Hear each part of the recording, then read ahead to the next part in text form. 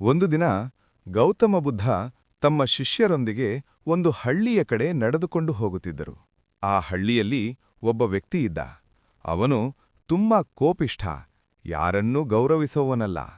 ಬುದ್ಧನ ಬಗ್ಗೆ ಕೇಳಿ ಅವನು ತೀರ್ಮಾನ ಮಾಡಿದ, ಈ ಬುದ್ಧ ಅಂತ ಹೆಸರಿದ್ದವನನ್ನ ನಾನು ಅವಮಾನ ಮಾಡ್ತೀನಿ. ಅವಮಾನ. ಬುದ್ಧರು ಹಳ್ಳಿಗೆ ಬಂದಾಗ ಆ ವ್ಯಕ್ತಿ ಓಡುತ್ತಾ ಬಂದು ಅವನು ಕೂಗಿದ, ನೀನ್ಯಾರು, ಜನರನ್ನ ಮೋಸ ಮಾಡ್ತೀಯಾ? ಅವನು ತುಂಬಾ ಕೆಟ್ಟ ಮಾತುಗಳನ್ನ ಹೇಳಲು ಶುರು ಮಾಡಿದ. ಶಿಷ್ಯರು ಕೋಪದಿಂದ ನಿಂತರು. ಆದರೆ ಬುದ್ಧರು ಮೌನವಾಗಿ ನಿಂತಿದ್ದರು. ಅಚ್ಚರಿ, ಅವನು 10 ನಿಮಿಷ, 20 ನಿಮಿಷ ಹೀಗೆ ಕೋಪದಿಂದ ಮಾತನಾಡುತ್ತಲೇ ಇದ್ದ. ಆದರೆ ಬುದ್ಧರು ಒಂದೂ ಮಾತು ಹೇಳಿಲಿಲ್ಲ. ಕೊನೆಗೆ ಆ ವ್ಯಕ್ತಿಗೆ ಬೇಸರವಾಯಿತು. ನಾನಿಷ್ಟು ಅವಮಾನ ಮಾಡಿದ್ರೂ ನೀನ್ ಏಕೆ ರಿಯಾಕ್ಟ್ ಆಗ್ತಿಲ್ಲ? ಬುದ್ಧನ ಉತ್ತರ.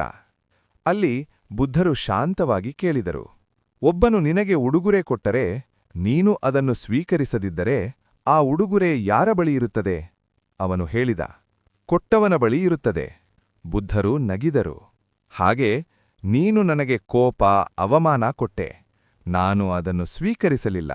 ಆದ್ದರಿಂದ ಅದು ನಿನ್ನಲ್ಲೇ ಉಳಿದಿದೆ. ಬದಲಾವಣೆ. ಆ ವ್ಯಕ್ತಿಗೆ ಆ ಕ್ಷಣದಲ್ಲಿ ಅರಿವಾಯಿತು. ಅವನ ಕಣ್ಣು ತುಂಬಿ ಬಂತು. ಅವನು ಬುದ್ಧರ ಕಾಲಿಗೆ ಬಿದ್ದು ಹೇಳಿದ, ನನ್ನನ್ನು ಕ್ಷಮಿಸಿ, ನಾನು ತಪ್ಪು ಮಾಡಿದೆ. ಬುದ್ಧರು ಹೇಳಿದರು, ತಪ್ಪು ಮಾಡೋದು ತಪ್ಪಲ್ಲ, ಆದರೆ ಅದನ್ನು ಅರಿತು ಬದಲಾವಣೆ ಆಗೋದು ಮುಖ್ಯ.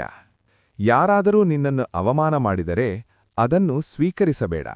ನಿನ್ನ ಶಾಂತಿ ನಿನ್ನ ಕೈಯಲ್ಲಿದೆ.